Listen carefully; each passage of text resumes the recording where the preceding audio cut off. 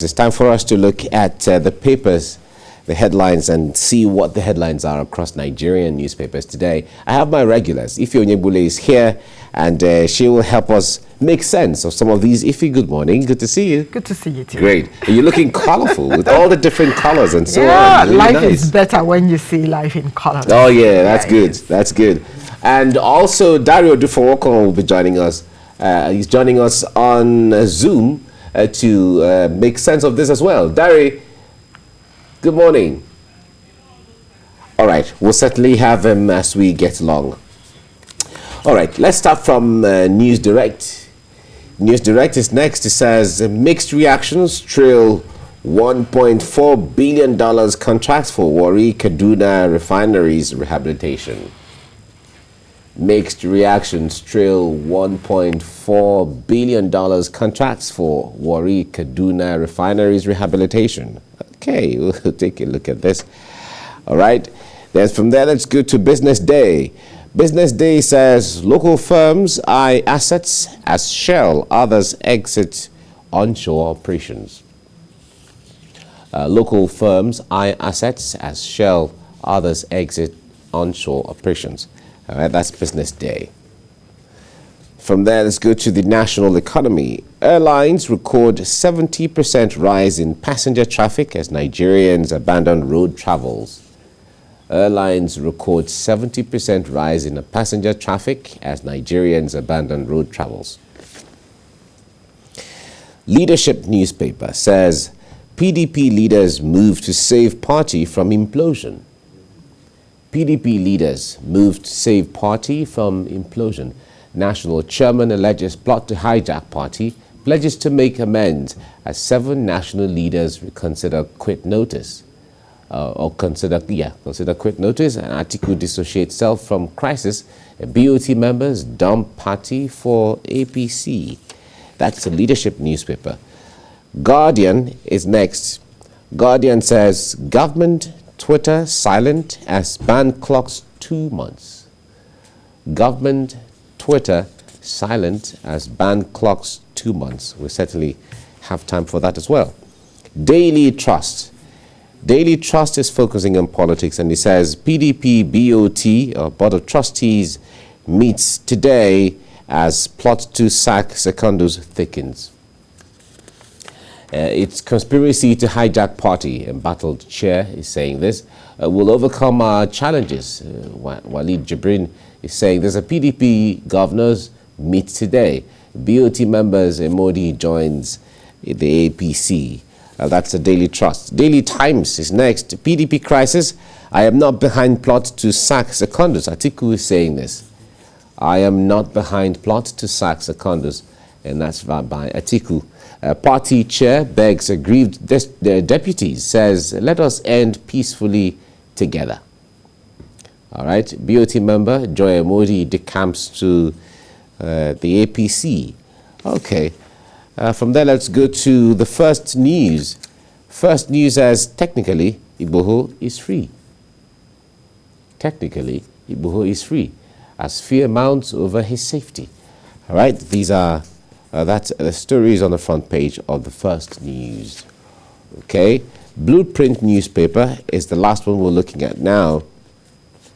Abducted Chibok girl, ISWAP husband, 77 others surrender. Abducted Chibok girl, ISWAP husband, 77 others surrender. Assorted weapons, cash recovered. More ISWAP Boko Haram members willing to give up.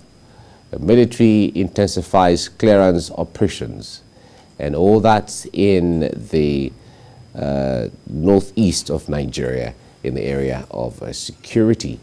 All right, that's the Blueprint newspaper. And that's the last one we're looking at now. And I think let's start from here before we go into the other issues on the headlines that I'd like us to look at. Boko Haram members, some surrender. One would say, okay, good news, because that reduces the number of attacks that we should have been having, you know, when it comes to number of those persons who will attack others, who would rather attack others. But others will say, how do we trust that, okay, yeah, we've surrendered, they will actually surrender. What do you make of this, though? I'm asking the same question. This is suspect to me. You just wake up one morning and you say, look, I surrender as it is. I think we need to find those people who can get into their heads, get into their minds, find out what it is that they're doing, what their plans are, because it's going to be very difficult to trust such persons, to find them integrating, back into the society. So for me, so that we don't just keep dragging it, it's important to isolate these people as it is. I'm not saying they're carrying COVID or what have we, but you need to set them aside, question them, talk to them, reach out, find out what it is, why they decided to actually surrender as it is. Then the young lady also needs to be talked to, because whether you like it or not, there is no way people can actually trust them for coming back to the society after what it is that they've done. Now, a lot of Nigerians have, made comments sometimes. When you hear people say they have surrendered and it's okay, or they are being reintegrated into the society after all the crimes committed, people have died, people have suffered. In fact, there are so many people at the IDP camps courtesy of, this kind of an issue. And when these were the guys who perpetrated part of directly or indirectly, but we'll just forgive them and move on. Some people have kicked against that, really, in true terms. What do you make of I this? think majority of the people should kick against it, because if you do the crime, it's important for you to, You do the time. You do the time. You pay the price. There's always that consequence for whatever it is that you do. So I've always found that idea of, okay, they've surrendered, they've laid down their arms, hug them, bring them back into society, send them abroad to go to train them. Are you kidding me? People need to stand and face the music. Remember what it is in civilized climes. They look at you, yes, we're not going to harass you as it is, but then you have to face the music. There are questions that you need to answer. So I wonder why it's different in this part of the world. So for those who are kicking against it, I think more people should kick against it, come out and talk about it. If you do people have died. Are you kidding me? Yeah. Parents have lost their children. Some kids have lost their parents as it is. Some people are missing. You have no idea where it is that they are. Then someone wakes up one morning, he says, look, I'm laying down my arms. I want you to take me back into society. And you're taking them back. It doesn't make sense to me. And I'm sure you agree. Oh, well, the point there is, it's quite a complicated situation. But the issue there is, people have surrendered. Okay, it means are we seeing the end of terrorism or end of insurgency, which everybody will certainly like? Yeah, but then, on the other hand, although we know that the security agents, they know what to do and they know how to, because one would say it is because the military has been intensifying the pressure and mounting more pressure on them. And then recall that there was a time we've been looking forward to choking their sources of supply for food, fuel, arms, and all of those. The military is saying all those strategies are succeeding now, and that's why you see they have no alternative anymore than to surrender. What we do with that surrendering is totally a different thing altogether. But let's look forward to better days ahead for Nigeria. I'm just hoping that happens, because when you look at it, Mike, people are no longer safe. You're going somewhere, you're wondering. Imagine someone saying to me, we just took one headline now saying that air traffic has risen by 70% because people are no longer traveling by road out of insecurity. Yes, when you get on the planes, I'm even surprised. They say to you, you have to have your mask on, all through the journey. But everyone is jam-packed in there. The people on the plane, the host or hostesses, they're not touching people. They're not touching your bags. And I'm like, look, we're all in here. There is no, you know what it is when they say you have to give some meters apart. Exactly. All of that Social doesn't distancing. happen. Social distancing, it doesn't happen on the plane. But be that as it may, people are traveling by air now. Some people are traveling by road also. I recall saying to someone, look, I've been in Imo, I just came back. And the person says, but you didn't travel by road. How how have you managed? What they're saying to me is that the city is not safe. And I'm like, no. And this person is from Imo. Okay. How can you be scared of your state for crying out loud? You don't want to come home because you think that there is so much insecurity. Yeah. So I'm trying to say that, you know, the fear is palpable. People can actually touch it now. So government needs to do something about this. You can't tell me people have done so much wrong. They've killed people. Then they come out to say that they've surrendered. And you're saying, look, we need to hug them. It doesn't work that way. They just need to face the music, whatever it is. If they have questions to answer, I think they should go about answering it. Okay. Now, on the front page of The Guardian, we have the issue of the Twitter ban is still there. Government Twitter silent as ban clocks 2 months. We were Nigerians. Okay, I was giggling when you were reading that headline, you know. I took a look at Twitter this morning. Yeah. I just completely forgot. And I wanted to tweet to say, okay, you need to watch, we're reviewing the papers. Yes. And I found you out. remember? Oh, yeah. Just couldn't go We there. don't have you know, access to just Twitter. like that, people have gradually drifted, even though some are still tweeting as it is, because some people, their lives truly depend on what it is that they make there. Amazingly, some of these papers that you've also you know, read the headlines this morning, some of them are still there tweeting, you know, keeping us informed. I see the things drop. I'm not able to take a look at it, but I know some people are finding their ways. They're right there on Twitter and going about it. You know, the point is because you have email updates or notification of tweets and all of that. So when they come in somehow, you read your email and then you have an idea of what the tweets are. Some of the tweets are, but you can't get on that. But I'm thinking that government and of course Twitter, as it is,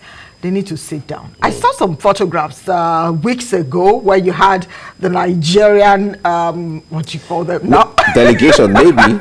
The Nigerian delegation. I'm sure that was just such a joke that you had the young people representing Twitter. It was such a departure and there was so much, the gap was just too much. They're saying, look at the kind of people who are representing government when you talk about Nigeria. Look at the young minds, you know, representing Twitter. But whatever it is, they need to meet at a table, get to talk about it, because a lot of lives depend on what it is that they do right there on Twitter. 2 months now, people have been off Twitter. And the point is, this issue is kind of complicated. Very. It's not as easy as, okay, fine, it's Twitter, we're banning you for doing this, so come and pay taxes and all. The point is, Twitter is not the only company in that space. We still have all the WhatsApp, we still have all the Facebooks and all the others, and not even the other OTTs like Netflix and so on. Now the point there is, if it is the issue of come and register to operate in Nigeria, and the others have they done that? Or maybe government is coming up with a grand law, a grand template where stipulating how they are going forward, maybe from a certain day and maybe from the first of a certain month or a year, we're going to be having this or having that, and then giving notification. Maybe that might come up somehow. I'm thinking that as it is, government has probably seen that it can't stop the people from getting on there. I wouldn't want to mention the name of the other one that actually came up and became a bit popular when this ban or stuff came on. Those ones were advertising to say, do you want to talk to Nigerians? you can come on our board. You know, someone said something on, I think on Facebook. The person said, wow, how could you want to advertise something and now you're now using a page that has the face of the president, that they should have gone some other way to get to do it. So I'm wondering how many people are on that platform. But when you look at Twitter, people are still there. So as it is, Twitter wouldn't close because Nigeria is restricting it. Some other countries have some kind of restrictions also on Twitter. So government also needs to understand that whether or not they place a ban on Twitter, it wouldn't stop what it is doing. Yeah, it might affect their revenue as it is, but it could just be something that is very, minute, like a drop in the ocean as it is. So for me, they should just sit down, talk about it. Some people, their businesses have gone down because that is where they get to do their businesses. So don't just shut the door as it is, because you never know exactly. This is the same Twitter that was used at the time they were running for office. 2014, 2015. Exactly. Then today, you're saying that Twitter is the worst thing that happened to us. I think they should look at it as the best way to go. We certainly would look at that. We pray for you know, Nigeria, we're praying. We keep praying yeah, when we're supposed to work. We're praying people. So we're praying where we're supposed to negotiate, sit down practically and, you know, come up, design some of these things and let us talk. But let's hope that the best is arrived at. So finally, we have this news on the headlines on the NewsDirect saying that $1.4 billion have been approved by the Federal Executive Council for Warri and Kaduna refineries rehabilitation. Here we go again. There you go. I'm glad you used those words. Here we go again. When you hear the whopping sum, 1.4 billion naira, then you hear Warri, you hear Kaduna, you hear refineries, you hear rehabilitation. Something goes off in your head. Ding! You're wondering. Exactly. You're wondering what's going on. So I just say, let's sit down. I'd like to go into the belly of the story, you know, so that we understand exactly what that is. But then, I'm just hoping that these monies being voted now, being looked at or being talked about, I hope they are used judiciously. You know how things happen here in Nigeria. Yeah. You find that the money grows wings. If it's not a monkey that is going to pick the money somewhere, it's a snake that is going to we're in the news for the very wrong reasons. These are things that you hear only in a place called Nigeria. So I think something they need to wake up and use the money. All right. Well. The breakdown shows that about $897 million is earmarked for the Warri refinery, while $586 million is for the Kaduna refinery. Well, and then there was also the 20% minority stake. 20%, that's going to be about $2.7 billion to be invested into the Dangote refinery as the government stake, 20% stake of ownership in there. Now, this Warri and Kaduna refinery, because of antecedents, remember turnaround maintenance, remember build, operate, and transfer. In the 80s and 90s, we were very used to those terms. Exactly. They were very regular terms, as it is. And till now, we've not seen those refineries take off the way they're supposed to. Nothing a lot of people have said, okay, with the coming of Dangote refineries, let's just look at the private sector, see how the private sector can take over that by selling them off. That is still on discussion somehow. But the unions have never really been in support of outright sale of refineries. But this issue of selling them off has been on the front burner for years. You agree with me? Why are they dilly-dallying with it? If you know, but sometimes you agree that government has no business in a lot of things, because when you find that government is involved in something, it will just continue to go at a snail speed. Tell me one thing that government is involved in that has worked perfectly. Let me take health, for instance. We have government health institutions across the country. Federal medical. How many of them are working optimally, if you understand what it is that I'm saying? It's always a shame when I hear that the president is traveling outside the country to go seek medical, what do they call it now? Medical tourism, medical attention, and what have we. Have you ever heard, did you ever hear Barack Obama coming to Africa, even if it's his homeland, Kenya, to say, I need to go seek this or that? Did you ever hear him go to maybe a place like Japan or Germany or what have we? Have you ever heard the man in the UK to say he's coming to Africa or he's going somewhere else? Why does it have to mean that Nigerians will always step out? People will say, look, if you have your money, you can seek it wherever it is that you want. But I'm thinking that we have the wherewithal. We have everything to make our hospitals work in Nigeria. But ask me the question, why doesn't it ever work? Yeah. Why? That's the Nigerian thing that some people remember the gentleman, I think in Godswill Akpabio, who built one of the best, the biggest hospitals in the country. And when something happened, where did he go? He traveled abroad. Yeah. So you're wondering, did you give us a hospital? Maybe that at that time, the department that should handle his situation was not in the hospital yet. Mike, I'm sure you know that Nigeria has the capacity to have one of the best hospitals that anyone can think of. When you talk about the best doctors abroad, you find them, they are Nigerians. Go to the United States, so why are you not retaining those people, giving them the best to work with? That's a question. As Dr. Ruben Abati will say, when you get into the villa, something just takes over you. Okay. So you Something. wonder what is that's And going recall on. that medical doctors are on strike. They are. Resident doctors are on strike right now. Unfortunately. You know, started on Monday, and so on. But this refinery thing, It has to work. Nigerians have to keep an eye on this. Also recall, it was also on the news that one of the oil majors is pulling out of Nigeria, and then local companies are eyeing the, going in. Now, these companies have been in Nigeria for so many. In fact, since the discovery of oil, they've been here over the past 4 decades and all of that. At this point where they're feeling, well, we need to leave, is this sending signal that maybe the end of oil is even close after all? But why would you never think about it? I don't understand. When I talk about the oil wells drying up, some people look at me, I think she's crazy. I'm not crazy. Nothing lasts forever. Yeah. That's the truth. It will happen. So what plans do you have in place as a country for when oil dries up? Remember what it was before oil came. Exactly. Remember it was agriculture. the groundnut pyramids. Yeah. Remember what it was with cocoa and all of that. Rubber plantations. So why did we look away from all of those things? What's happening to coal in Enugu? There are other mineral resources that Nigeria can actually tap into. But everyone's sitting down and crossing their legs, thinking about the oil wells, because that's the easiest way to get money. Okay.